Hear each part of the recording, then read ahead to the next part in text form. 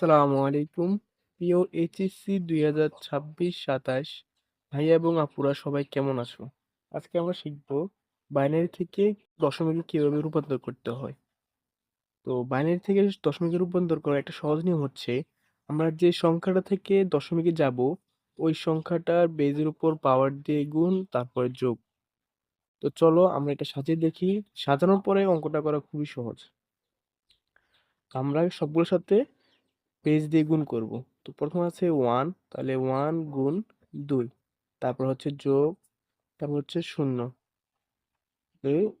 0 গুণ 2, তারপর হচ্ছে যোগ, 0 গুণ 2, যোগ, তারপর হচ্ছে 1 গুণ 2, যোগ 1 গুণ 2, শেষে আছে 1, তাহলে যোগ 1 গুণ 2।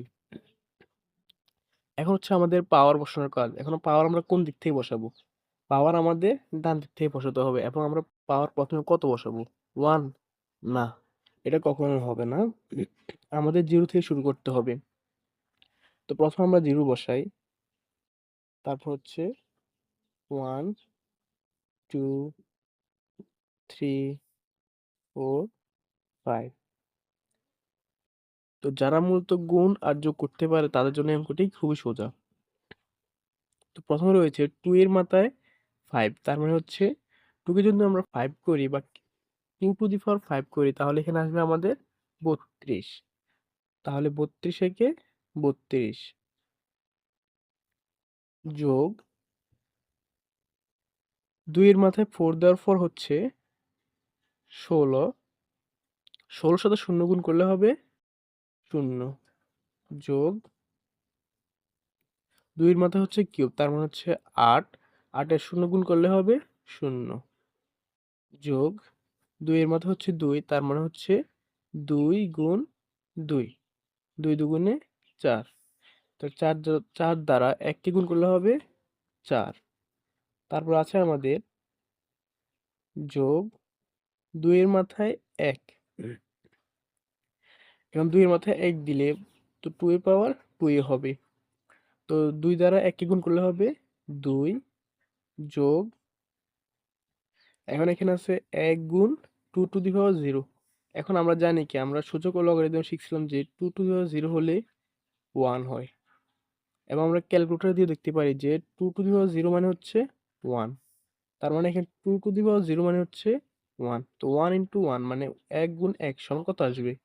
1। তো যদি আমরা যোগ করি, এখানে 1, এখানে 2, এখানে 4, 4 আর 2 6, 6 আর 1 7, 7 আর 2 9, তারপর রয়েছে 3, আর কোনো সংখ্যা নেই।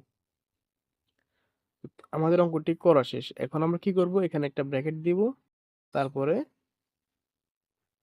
10 দিয়ে দিব। তো আমাদের প্রথম অঙ্কটি তো শেষ, ওইটার মান আসছে 39।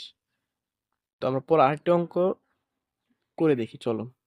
তো প্রথমে এখানে রয়েছে 1101, বাইনারি থেকে দশমিকে রূপান্তর। বাইনারি থেকে রূপান্তর করতে হলে কি করতে হবে? বেজের উপর পাওয়ার দিয়ে গুণ। তো আমরা একই নিয়মে এখানে কি করব? বেজ গুণ করব আগে, যোগ